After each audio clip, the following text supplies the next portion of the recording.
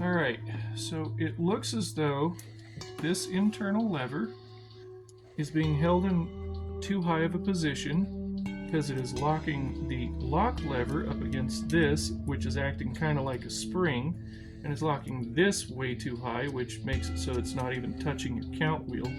So I'm going to adjust this by bending it and pitching it upward ever so slightly. And this is, by the way, just a screwdriver with a notch in it. It's used to bend wires.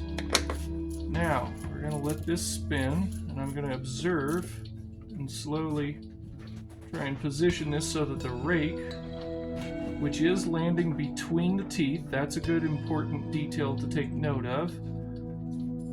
And it seems as though it's dropping a little too far, so I'll bend this just ever so slightly. Alright, so that's dropping between the cam wheel teeth. That's still hitting our warning pin. I don't like that, so I'm going to bend the lock lever just a little bit up so it'll clear our warning pin, which you can actually see through this little hole. That's really convenient. Most clocks don't have that. Nice little feature. Alright, just want that up high enough to just barely clear that. Come on. A little bit too far. A little bit too far. Alright. Now, back around to the front. We're going to wait until this gets to one of the deeper wells in our count wheel. And I'm going to slowly inch it forward until it drops. Again, what we're looking for is this lever on the inside to fall in between these two notches, the two little pieces of the cam wheel there. We want it to fall right in between. And we want this, the rake, to fall into this small little hole right there. It's not going much further down though. And that is because this lever right here is not letting it. So this one is the lower section of that lever. This is what it actually initiates it during the hour strike when it goes into lift and warning. This brass lever lifts this steel lever, and that steel lever is not set at the correct depth either because it won't let the rest of the levers fall into their correct depth. Now what else do we got? Our rake here is actually hitting this wheel, this brass wheel on this wheel here. That one right there is what's responsible for actually turning our count wheel. So we need to pitch this. I can tell there's going to be a lot of things that need to be repitched. We're going to make a whole plethora of little adjustments here until we get this just right. Because we need that to have ample clearance and not touch and ride on top of that gear. Because if it does that, we'll never get it in alignment.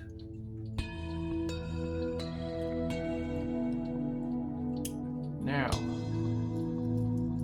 it's going to lift, and then it's going to drop back down like so. It's sort of falling in between the teeth, but not perfect. I can make some fine-tuning adjustments to that later. But what's most important is that our warning pin is not hitting our lock lever up here.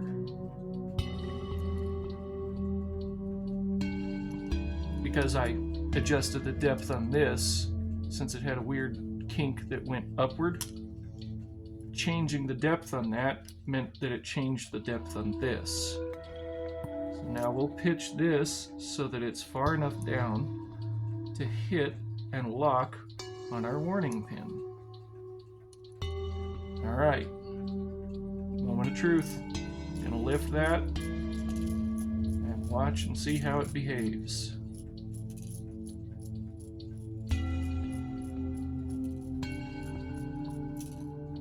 There you go, it's fixed. is that the verge right down here has some pitting on it. And I decided that probably needs to be taken care of, and I should probably show you guys how I go about doing that. So step one, I'm going to go ahead and use the letdown key here. And I'm going to remove the force on the springs and put clamps over those springs. Then I'm going to use the plate spreader that I have right here to open up the plates so that I can get access to that verge. Once I have the verge out, it's going in my vise, and I'm going to file it down with these emery sticks, possibly even my Dremel, underneath my desk here, with a diamond cutting wheel. Whatever the case, we cannot leave those pits in there because those pits will ultimately stop the clock from running, and we can't have that. See you in just a bit. Alright, so now my tools are mostly in place, and I'm going to show you what I do here. There's a click spring right down here. I've got my tool that's on here. The click is still engaged. The spring clamp is on and in place and being held in by my fingers. I'm going to gently lift and remove the click spring from the click so that all I have to do now is have a good grip on all my tools, release the click by turning the key just a little bit, and now I can spin this backward and release all the force into my retainer. And there you go. The spring is fully let down. Alright, I have extracted the verge. We can see it a little bit more clearly here. There's definitely pitting that's visible right there and pitting that's visible right there. So both faces definitely need a lot of work. But one other thing I noticed while I was extracting it, this crutch arm is way too loose. There's a significant amount of force being lost during each tick because of this. So the clock wouldn't run for a number of reasons. So now I'm going to try and mount this in my vise, and I'll work on those two faces first, and I'll go about soldering this and tightening it up somehow so that it doesn't move anymore. Now, I'm not going to record the entire process of me filing, but just so you know, refresher course, we're going to use the Dremel. That's step one, and I'm going to try and get those pits to disappear. After I do that, I'll follow up with multiple layers of polishing grit on these various emery sticks that I have here. So this one starts at 600, this one's 1,000, and then 1,500, 2,000, and 2,500. And then after we're done, it should look like two nice shiny little mirrors. So let's just demonstrate what it looks like when you're using the sticks. Now you want to keep a very gentle, flat, concise movement. It can't be wobbly and shaky. You got to keep that nice and flat while you're going across your plate. And usually you only want to travel in one direction, because if you travel the other way, you end up gouging the paper, like right here. That was an accident. I slipped. But if you stay going in the same direction, you shouldn't have that problem. Now, obviously, starting with the emery stick is not going to get the job done, so I'm going to pause and I'll get back to you in just a moment.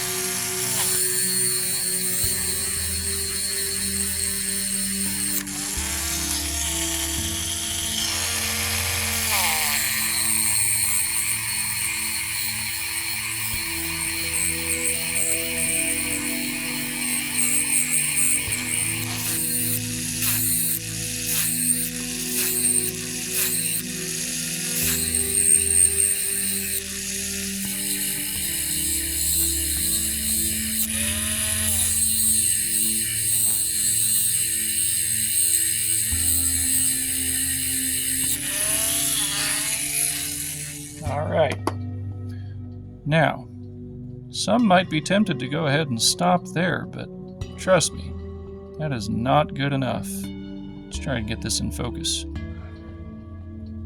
While it is reflective, it has way too many surface striations to be caught on this camera, and that will ultimately tear apart your escapement wheel. So, we're going to chuck it up in the vise again, and we're going to go ahead and polish it with those emery sticks that I mentioned earlier.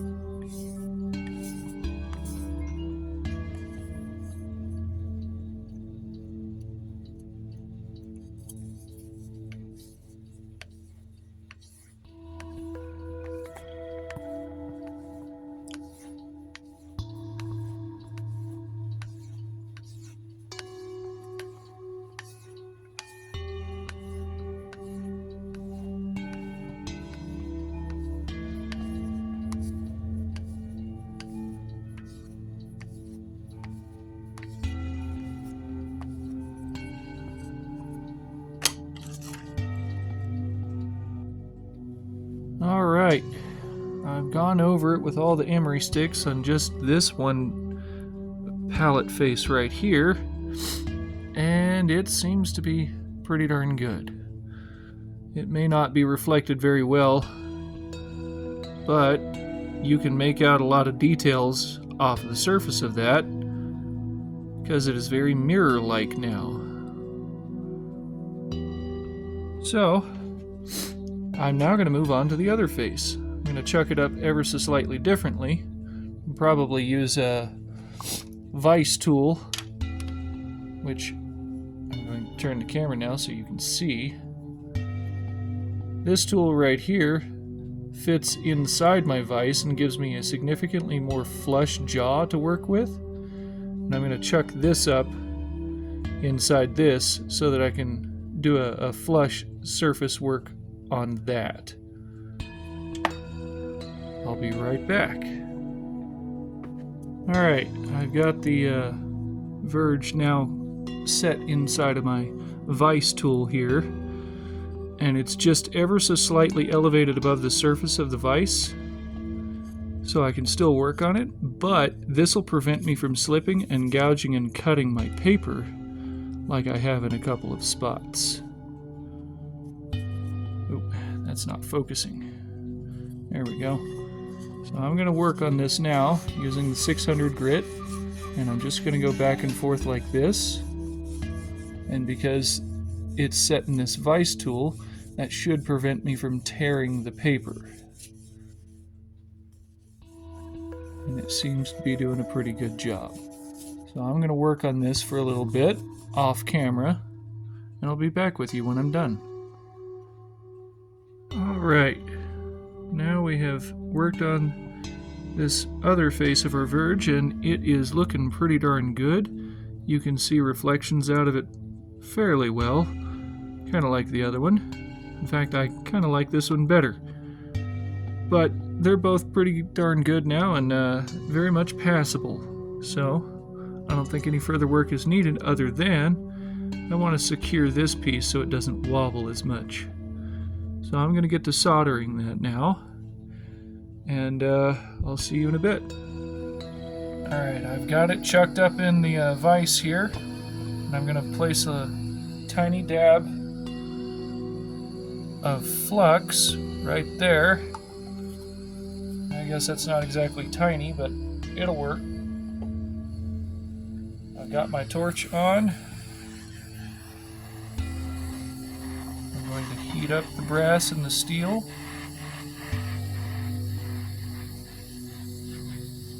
And touch some solder to it. And try and get that to flow.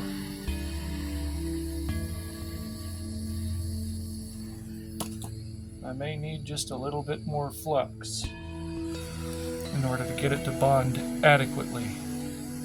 So I'll touch it again. with some flux, hit it once more with the flame, and see if that solder will flow across the metal like I want it to. If it won't, maybe I'll try prodding it with a toothpick real quick and see if that won't work in some of the flux and break up some of the oxidization on the metal so that the solder will appropriately bond to this joint. And it looks like that did the trick. I put just a tad bit more flux on this, just for good measure, and hit it once more with the flame.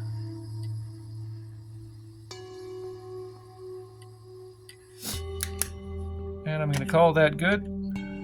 I'm now going to let that cool off for just a second. I'm going to take it out of the vise, put it in some alcohol to remove our flux, because that is an acid and you don't want to leave it on the metal, because what will happen is it will oxidize over time and cause the metal to rust at an accelerated pace. And we can't have that on such an important piece that, well, it is replaceable, but we'd rather not.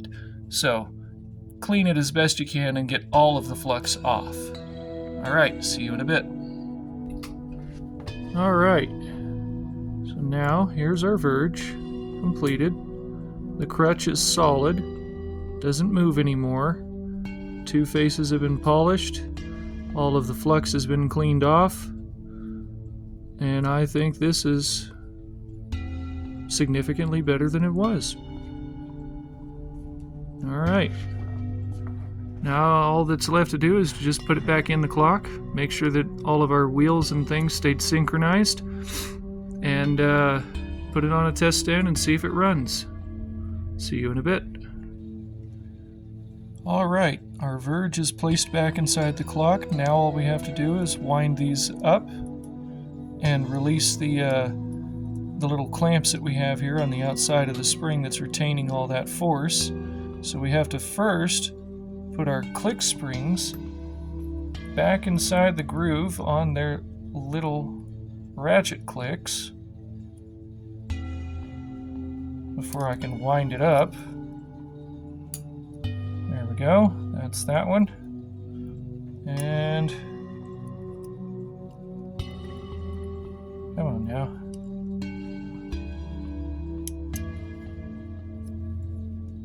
Get in there. Nope. There. Now I should be able to wind these up and get those clamps off. Easy peasy.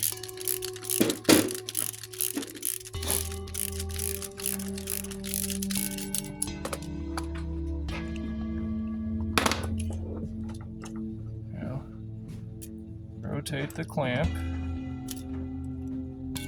like so and spin it on out. Oop, slipped off the key.